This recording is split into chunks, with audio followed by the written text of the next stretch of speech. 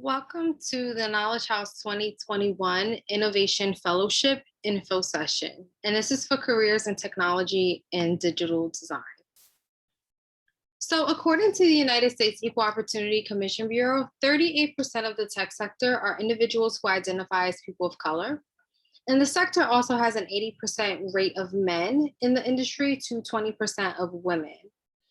And TKH was launched in 2014, designed to really introduce low-income adults to basic coding skills and tech career exploration.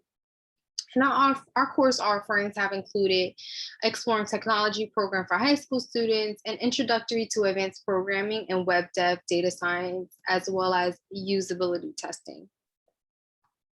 The mission of the Knowledge House is to really empower and sustain the talent pipeline of digital leaders who will uplift their communities out of poverty, ultimately creating a balance in diversity to the statistics I just mentioned. The Knowledge House vision was to create a grassroots model in the Bronx for tech-powered economic and business development. And really just thanks to the hard work of our students and staff, not only were we able to do so, but we have expanded that model to Newark, New Jersey, Atlanta, Georgia, and Los Angeles, California, to really empower and uplift more communities that are often left out of the tech industry. A quote on the right-hand side for one of our former fellows, Justin Thomas, who is now software design engineer at Microsoft Leap, reads, "The career readiness training and technical instruction that I received at the Knowledge House was invaluable. I would not have gotten this far without the TKH community. I'm forever grateful." So to date, the Knowledge House has served over 1,750 youth and young adults. 3 out of 4 of our graduates have secured employment, and we also have an 85% graduation rate across all of our programs. So those are some amazing statistics, and really statistics that show the success of our fellows. 90% of our staff are also people of color that hail from the same communities as our fellows. And we really believe that helps us foster impactful relationships to ensure our fellows really succeed. So these are just some of the leading companies that our grads have been hired at. We have Bloomberg, CNBC, Viacom, Microsoft, Facebook Distillery. So these are just a few companies.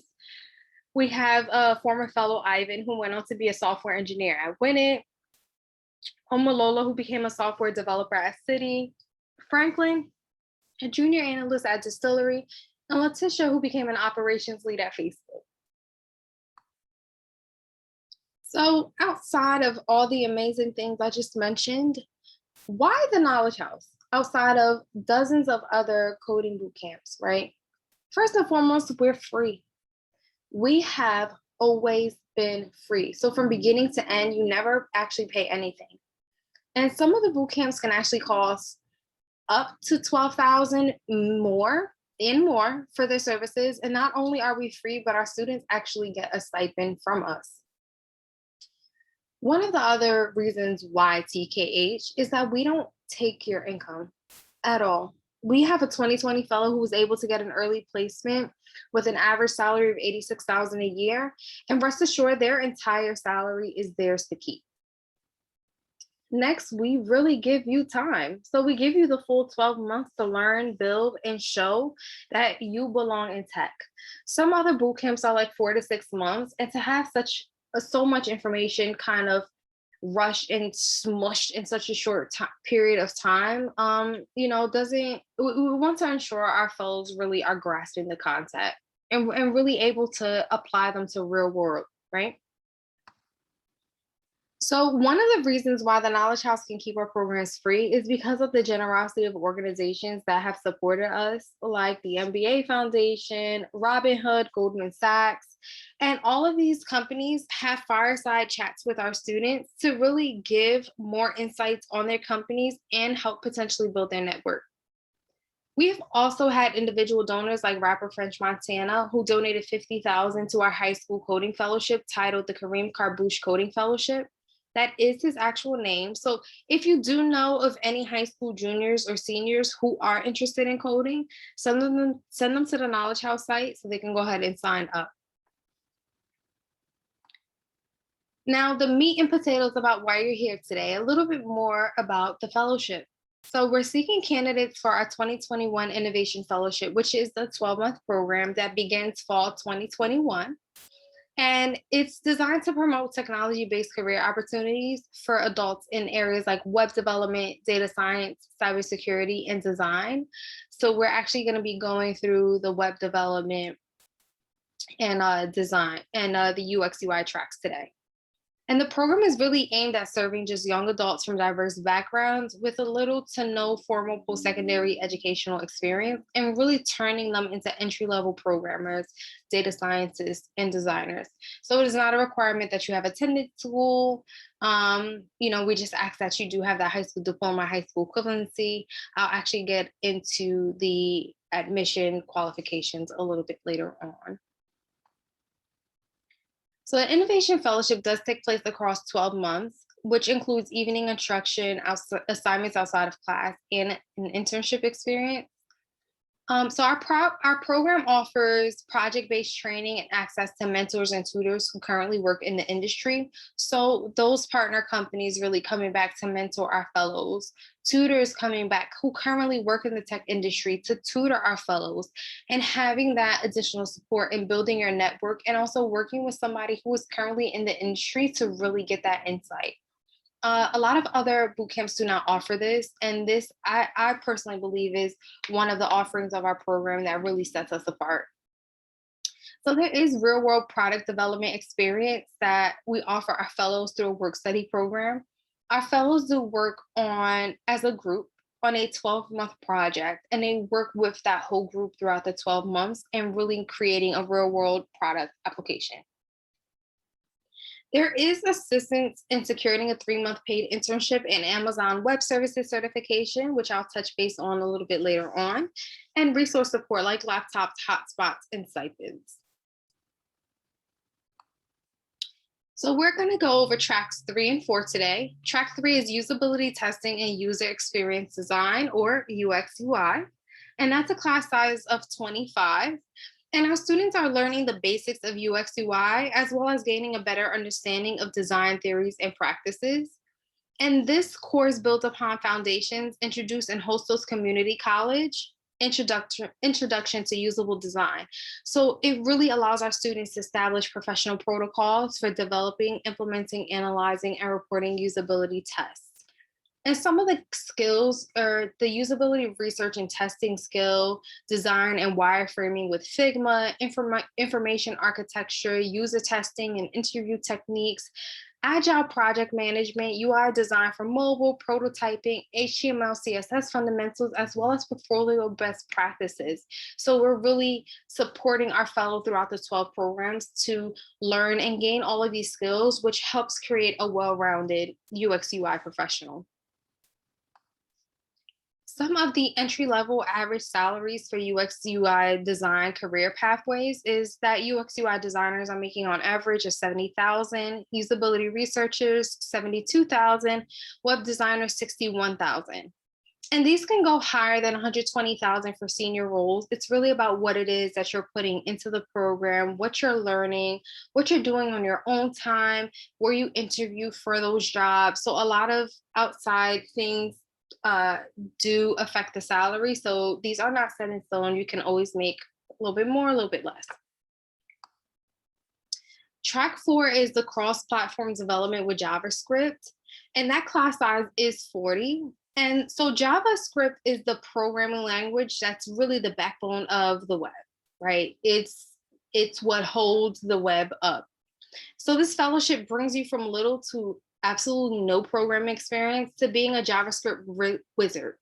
So through real world practices and projects, you're able to gain skills in programming fundamentals in JavaScript, front-end development, API development, request response handling, object-oriented programming, server development, web application development, database management. So you're really able to gain these amazing skills and industry tools, which actually power some of our favorite apps like Facebook's React.js, which is used to create powerful server-side applications with Node.js and Express framework. So you're gaining some amazing skills with this track. Some of the entry-level average salaries for a JavaScript career path is software engineers are making on average 84,000, entry-level web developers 88,000, and full stack developers 93,000. And these can go as high as 130,000 for senior roles. Again, it's really about your experience, what you're willing to learn, any additional certifications as well.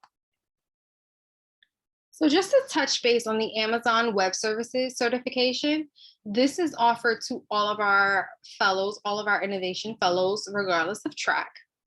And the Amazon Web Services certification is, well, the Amazon Web Services is actually a secure cloud services platform that offers compute power, database storage, content delivery, and other functionalities that really help businesses scale and grow.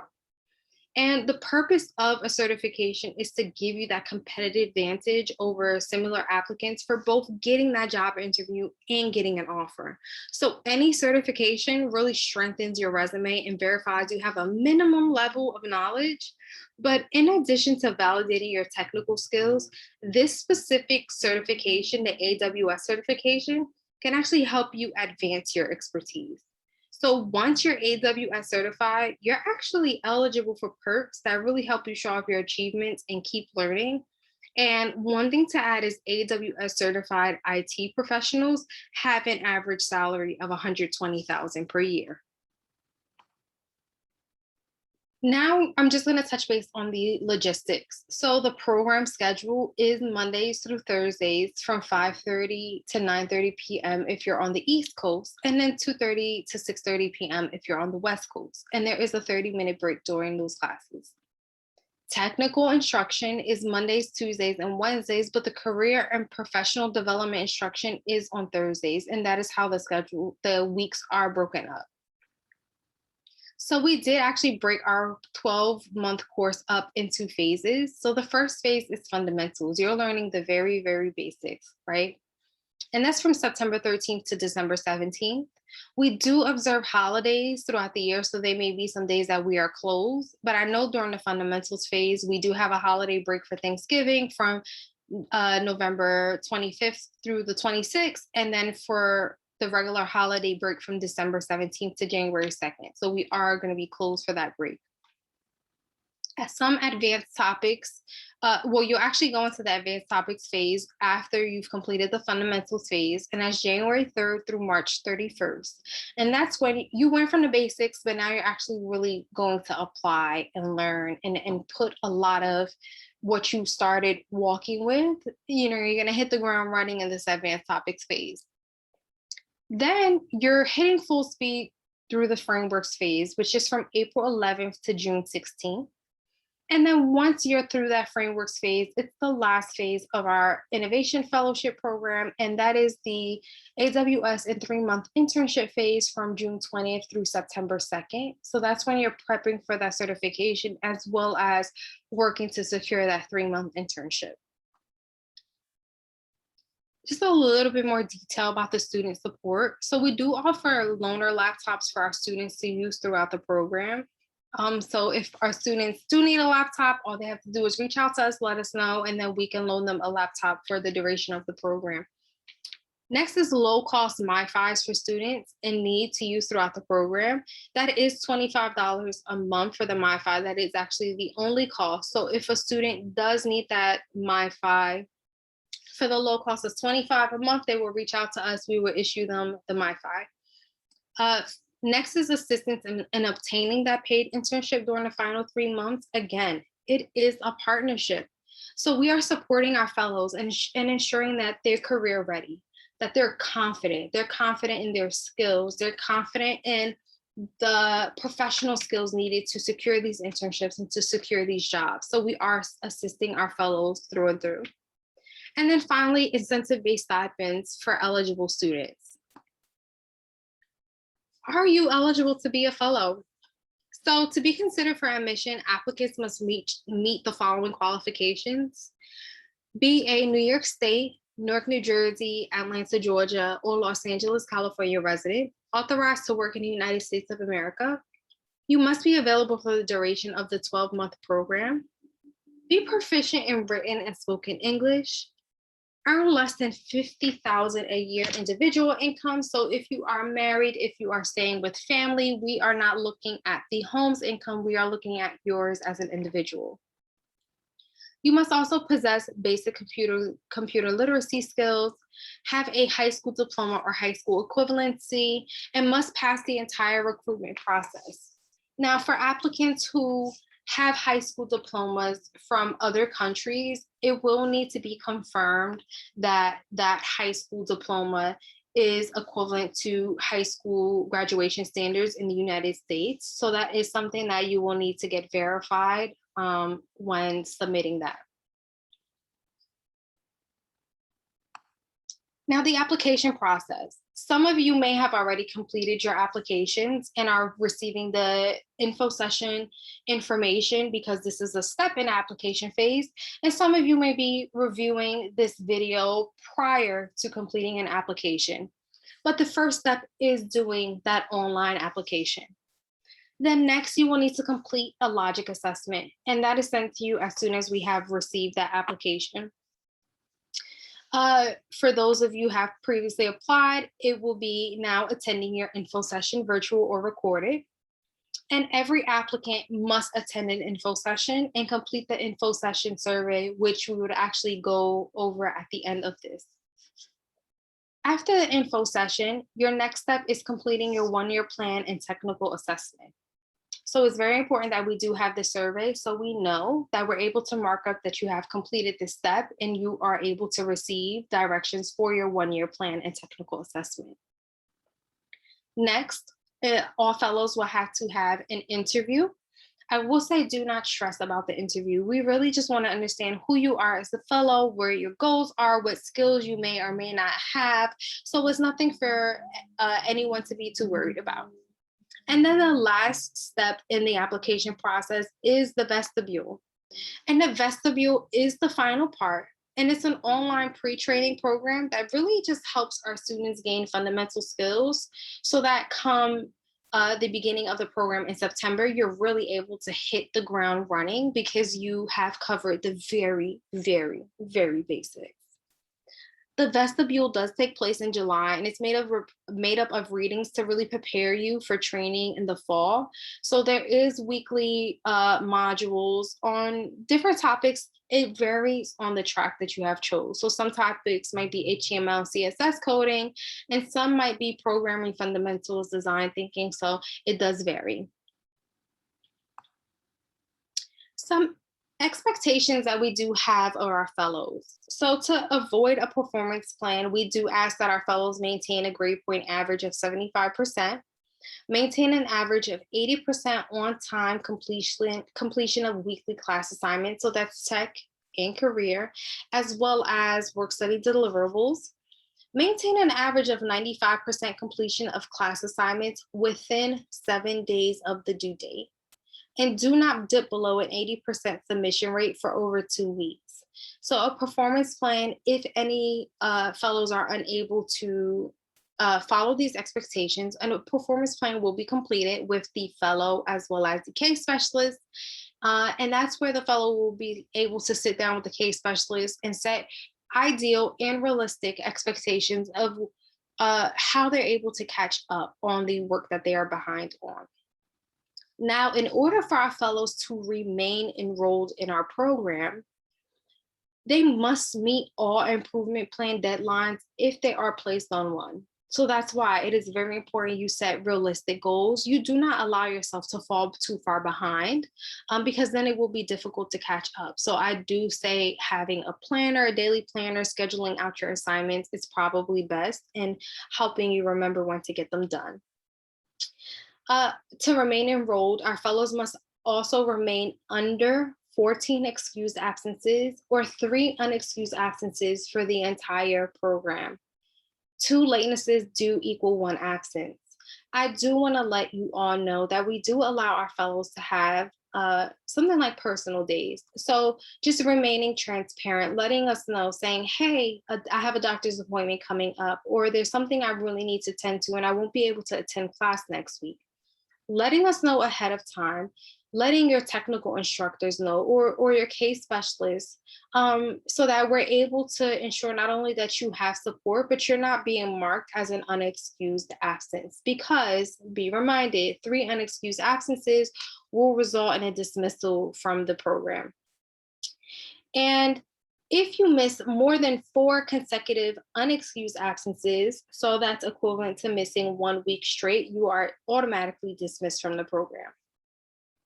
It's very important that you remember that this is something that you're doing to better yourself, to help your community, to help your family in the long run. So it's very important that you understand that dedicating the time ensures that you're not only getting the most information, but you're understanding and you have that additional support to go through the program. So I just want to touch base really quickly about some previous some alumni. I'm so sorry. Some Knowledge House alumni. So we have Cesar Perez, who's the software engineer at McKinsey and Company. He's age 32 from Washington Heights, New York. He actually took the Bridge to Tech web development program that was offered by the Knowledge House. And that program was actually in place to help our fellows secure an acceptance at Full Stack Academy. And Cesar was one of those fellows. Not only was he accepted, but he also got a full scholarship to Full Stack Academy. I just want to show you Cesar's final project. So this is what he has done for his final project. He created like an online Pong game, and it's amazing because you can go through your web browser. You don't have to actually download anything. So it's a really cool game. That they did not get that one. So that is Cesar's final project. Next, we have Tatiana Mangrum Rock, who is currently working in customer experience at Better.com. She's age 27 from Bronx, New York. And the program that she took was usability testing. And Tatiana said that the Knowledge House gave me the knowledge combined with the tools to create confidence in my UX related work. Since completing the usability testing program at the Knowledge House, I think of so many ways to improve programs for users. And I've had the opportunity to freelance with my skills for web services. The Knowledge House fosters a community of learners and doers, and they were most generous when I needed it most. And I really appreciate that, Tatiana feels like she was confident in her UX related work, because that's really something we try to instill in our fellows. Confidence that they know what they're doing. They're confident in the work that they're doing. They're confident in the end result. And that really shows and shines in those career classes as well. That really shows and shines when they're going through the interview process for internships and jobs. Next, we have Saeed Joseph, who is currently a software engineer at Bloomberg. He's age 25 from the Bronx, New York, and he also took the Bridge to Tech web development program. And I'm just going to show you his final project as well. He created an online rock, paper, scissors game. So it was a draw. I lost. Okay, great. I win that one. So this is like a really cool, fun rock, paper, scissors against the computer, again through the web browser.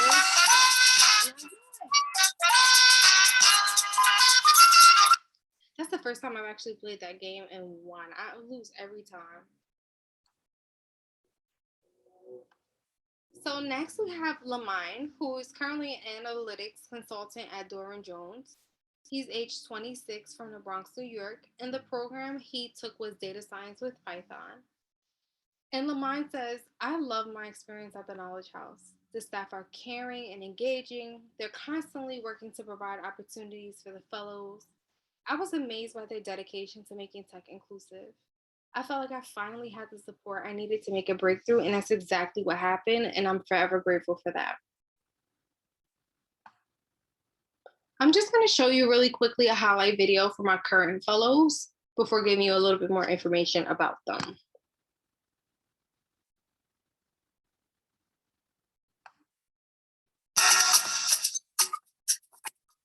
I first heard about the Knowledge House, I was like scrolling Instagram and I seen someone sharing their story. After that, I was like, okay, this seems like a cool opportunity. I've been trying to say I wanted to get into tech, and it seemed like the most viable option for myself at the time. And then I realized that this was like the program for me. Right now, I'm learning coding. Before this, I never thought I would even be able to achieve anything in technology. You know, I was really bad with computers. Day to day, we have different projects and homework that require us to learn specific types of skills to manipulate different parts of a website or a blog and create a new post. We also practice exercises so that we can prepare for rigorous technical interviews. Also, just learning the ABCs of code. So we're really building our foundation right now. The allure of a program like the Knowledge House being free was like, oh my goodness, like this is gonna help so much. Like I don't have to get in and then be bogged down by loans or debt to pay back and have that kind of hanging over my head. So I'm hoping to gain the skills to be able to succeed in the technology world. And I am hoping to be able to then pay it forward to people like me and people that are struggling to be better and do better in life. Honestly, it takes a lot to make a house a home. But for the Knowledge House, they showed me love. They showed that there is a purpose. So I'm thankful and grateful to be able to have the opportunity to call the Knowledge House my home for the next year. So I want to say a special thank you to all the fellows, the co-hosts, the funders, the CEOs, the staff. Thank you. Thank you. Thank you so much. So that's just a really cute and fun video from some of our current fellows. And I'm actually just going to give you a little bit more information about those fellows now. So first, we have Elson Bell, who's a current data science fellow at the Knowledge House. So this is our current 2020 year. And he is age 24, hometown Brooklyn, New York. And this is his current phase 1 final project. So he was on the team with some of the other fellows I will be going through. But their project was to create an alumni resource dashboard branding guide. And this is just a guide that really outlines what they want their dashboard to look like, what they want users to feel, what colors they've chose, why they've chosen those colors. So the different palettes that they want to keep the brand consistent with TKH's colors, but adding their complementary twists. So really outlining this, the font, the inspiration. So this is just the beginning of what it is and what it takes when it comes to data science. So this is what Elson was able to create with his team for the phase 1 final project. And then some successes since joining the Knowledge House. So with the assistance of his mentor, he was actually able to be accepted into the D5 and 10 program. And it helps creators strengthen their storytelling and advertising abilities. So he's actually used the skills he learned in D5 and 10 and the Knowledge House to elevate his podcast, Speaking Our Language. And he does co-host that podcast. Side note, they actually did an interview with R&B singer Her. It was a really good interview. So you should go ahead and give it a listen. Next, we have Clarissa Mayo, who's currently a data science fellow at the Knowledge House. She's age 28 from Brooklyn, New York. And her success in joining the Knowledge House is that she was able to leverage the data analytical skills she gained from the Knowledge House to earn a 10% raise increase at her place of employment. And she and her team were also able to become second place winners for the Valtech Social Impact Hackathon, where they created a web app titled Ethnicity to help employers find capable employees from diverse backgrounds. Next, we have Ayman Omer, who's a current progressive web dev fellow at the Knowledge House. He's age 30 from Bronx, New York, and this was his phase 2 project. Is actually creating this website, which is a gorgeous website. I love the colors, the fonts used, the layout. So this was like a really beautiful project. And you're also able to buy tea. So I really do love his phase 2 final project. And some successes in joining the Knowledge House. So he has become part of the first place winning team for Citibank Technology and Virtual Hackathon, and they created an app called Checkster to help digitize handwritten checks. Next, we have Stephanie Pina, who's currently a progressive web dev fellow at the Knowledge House. So she's age 28 from the Bronx, New York, and this is her phase 2 project. is actually this website. So if you hit like vegetarian, you get all these amazing recipes. And if you hit source, it takes you to the website. But if you just want to quickly see the ingredients, you just hit see ingredients and it lets you know what it is that you actually need. So it's actually really, really easy to use. And some success since joining the Knowledge House. Stephanie said that she was encouraged in giving the training to be more confident about applying to a tech career opportunity, which led her to be awarded a We Power Tech grant from Project Alloy to attend the Amazon Web Services reInvent 2020 remote and 2021 in-person conventions. So see, building that network, getting in the door. That is actually the end of our info session. So if you are not on your phone, you do have your phone available, open your camera, scan the QR code to go ahead and complete the info session sign out survey. If you are on the computer, the survey link will actually be sent to you via email. Have you gotten this video via email? The link will be in there. And if you are completing through the application, the link will be available for you to sign out on the survey as well. So it's very important that, again, you sign out on the survey because an info session is a step in our application process. So if you sign out, we can keep track that you've not only viewed the video, but have signed out on the survey. This step has already been done and completed, and we can keep track on our end to ensure you get your credit. So I'm just going to give you guys a couple moments to scan, look at the link if you want to type it in, open up that email if you need to.